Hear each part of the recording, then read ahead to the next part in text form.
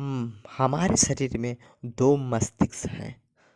मस्तिष्क एक है, लेकिन इसके दो प्रकार के स्पष्ट और विशिष्ट कार्यकारी भाग हैं। दोनों का कार्य विभाजन मस्तिष्क के सभी विद्यार्थियों को अच्छी तरह मालूम होता है। मस्तिष्क के दोनों हिस्से एक दूसरे का बिल्कुल अलग हैं। दोनों वे विशिष्ट गुण और शक्तियाँ हैं जो एक दूसरे को अलग करती हैं। मस्तिष्क के इन कार्यों में भेद करने के लिए कई मानों का प्रयोग किया गया है, जैसे वास्तुनिष्ठ और व्यक्तिनिष्ठ मन, चेतन और अवचेतन मन, जागृत और सुषुप्त मन, सतही और अगहरा स्वरूप, स्वैच्छिक और अनैच्छिक मन, पुरुष और स्त्री मन आदि। इनका नाम चाहे जो भी रखे, इससे मस्तिष्क के मूल दायित्व का पता चलता है। पुस्तक में अपनी मस्तिष्क के दो हिस्सों के लिए चेतन और अवचेतन मन का प्रयोग किया गया है। यदि आपको दूसरे शब्द आसान लगते हैं तो आप उनका प्रयोग कर सकते हैं। महत्वपूर्ण शुरुआती बात यह भी है कि मस्तिष्क की इस दायित्व प्रकृति को पहचान लिया जाए और स्वीकार कर लिया जाए। आइए जानते हैं चेतन और अवचेतन मन की परिस्थिति। मनुष्य के कार्यों को जानने का एक अद्भुत तरीका यह भी है कि आप मस्तिष्क को एक बगीचा मान सकते हैं। आप माली हैं, आप अपने अवचेतन मन में रोज ब रोज विचार के बीज बो रहे हैं, लेकिन अधिकतर समय आपको यह महसूस हो नहीं पाता है कि आप ऐसा कर रहे हैं, क्योंकि बीज आपकी आदत सोच पर आधारित होते हैं। आप जैसा अपने अवचेतन मन के बीज बोते हैं, आपको अपने शरीर पर परिस्थितियों में वैसी ही फसल काटनी पड़ती है। यदि आपका अवचेतन मन उपजाऊ मिट्टी है तो वह सभी तरह के अच्छे व बुरे बीजों को उगने में मदद करेगी। यदि आप काटेंगे, बोएंगे, तो क्या आपको अंगूर मिल सकते हैं? यदि आप कटीली झाड़ियाँ बोते हैं तो क्या आपको अंजीर की फसल मिल सकती है? प्रत्येक विचार एक कारण है और प्रत्येक परिस्थिति एक परिणाम है। इसलिए यह जरूरी है कि आप अपने विचारों पर नियंत्रण करें। सिर्फ इस तरह इच्छित परिस्थितियाँ मिल सकती हैं। यही वह सही समय होता है जब आप शक्ति, सुख, सही कर्म, सद्भावना और समृद्धि के विचारों को बीज बो सकते हैं। शांति और विश्वास से इन विषयों के बारे में सोचें, अपने चेतन मन में इन्हें पूरी तरह स्वीकार करें। यदि आप इन विचार बीजों को अपने मस्तिष्क के बगीचे में बोते रहेंगे तो आपका बहुत बढ़िया फसल मिलेगी। जब आपका मस्तिष्क सही तरीके से सोचना शुरू कर देता है, तब आप अपने सच्चाई समझना शुरू कर देंगे। जब आप अपने अवचेतन मन में पहुँचे विचार सृजनात्मक, सद्भावनापूर्ण और शांतिपूर्ण होते हैं, तो आपके अवचेतन मन की जादुई कार्यकारी शक्ति प्रतिक्रिया करेगी। वह उस विचार के लिए आवश्यक परिस्थितियों और उचित माहौल का निर्माण करेगी। जब आप विचार प्रक्रियाओं को नियंत्रित करना शुरू कर देंगे तो आप किसी भी समस्या का मुश्किल से अपने अवचेतन मन की शक्तियों का प्रयोग करना भी शुरू कर देंगे। इस प्रकार आप देखेंगे कि आप जानबूझकर असीमित शक्ति और अटूट नियम के साथ सहयोग कर रहे हैं, जो सही चीज़ों का कर पाना लागू होता है। अपने चारों तरफ देखें, आप चाहे जहां रहते हो, आपकी सामाजिक स्थिति चाहे जैसी हो, आप देखेंगे कि अधिकांश मनुष्य बाहरी दुनिया में जीते हैं, लेकिन ज़्यादातर ज्ञानी मनुष्य अपने अंदरूनी विश्व में जीते हैं। उन्हें यह पता होता है, वास्तव में आपको भी पता होगा कि अंदर की दुनिया से ही बाहर की दुनिया की उत्पन्न होती है। यही आपके विचार, भावनाएं और सपने आप अपने अनुभव के जनक हैं। आंतरिक मन से एकमात्र रचनात्मक शक्ति है वाह। संसार में आपको जितनी भी चीज़ें मिलती है वे सभी आपने अपने मन के अंदरूनी संसार में उत्पन्न की है, चाहे अपने यह काम सचेतन रूप से किया हो या अवचेतन रूप से।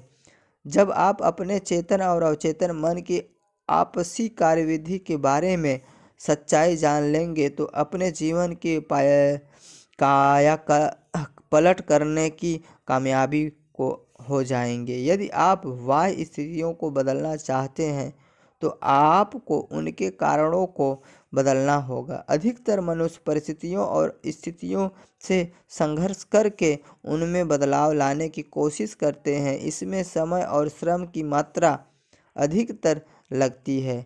यही कारण है कि हम यह नहीं देख पाते हैं कि वे स्थितियाँ और परिस्थितियाँ किस कारण से उत्पन्न हुई है।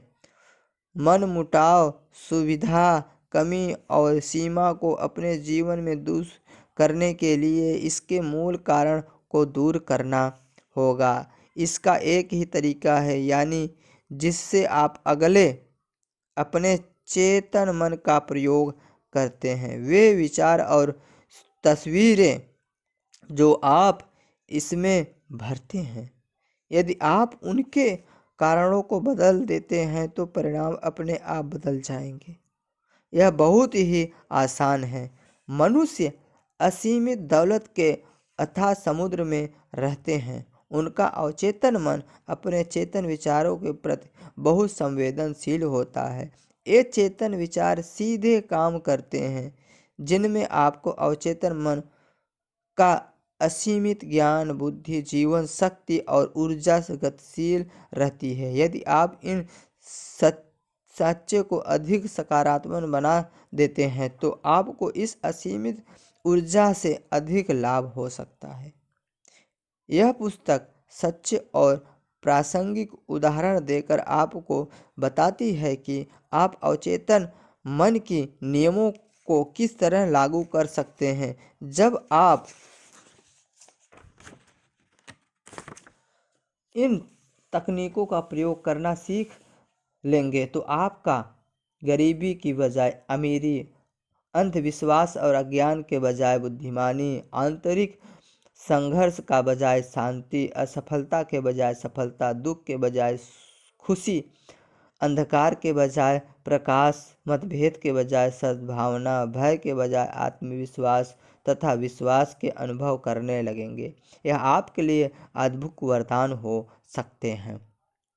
अधिकतर महान वैज्ञानिकों, कलाकारों, कवियों, गायकों, लेखकों और आविष्कारों का चेतन तथा अवचेतन मन की कार्यविधि की गहरी समझ थी, इसलिए उन्हें अपने लक्ष्य प्राप्त करने के लिए शक्ति मिली।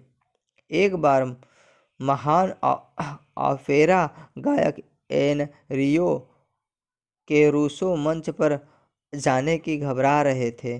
भय के कारण उनके गले में मांसपेशियां ऐंठ गई थी।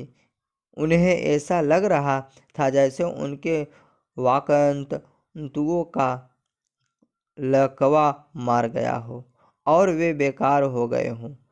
वे मंच के पीछे गायक को पोशाक पहने खड़े थे और उनके चेहरे पर पसीना तरबतर बह रहा था, क्योंकि कुछ ही समय बाद उन्हें हजारों की भीड़ के सामने मंच पर आकर गाना था। कपकपाती हुई आवाज़ में उन्होंने कहा, मैं नहीं गा पाऊंगा, सभी व्यक्ति मेरे पर हंसेंगे, मेरा करियर खत्म होगा। जैसे ही वे अपने रूप में जाने के लिए मुड़े तभी अचानक वे रुककर चिल्लाए, मेरा कोई गला दबाने की कोशिश कर रहा है। वे पुनः मंच पर तन कर खड़े हो गए। उन्होंने अपने को आदेश दिया कि मैं गाना चाहता हूँ। उनका यह आदेश अपने अवचेतन मन की असीमित शक्ति और बुद्धि से था।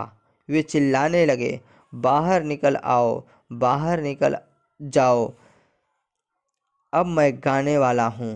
उनके अवचेतन मन की प्रतिक्रियाएं करते हुए उनके अंदर की असीमित शक्तियों का स्वतंत्र कर दिया। वे समय पर मंच पर गए और उन्होंने बहुत शानदार तरीके से गाना गाया और श्रोता का मंत्र मुग्ध हो गए।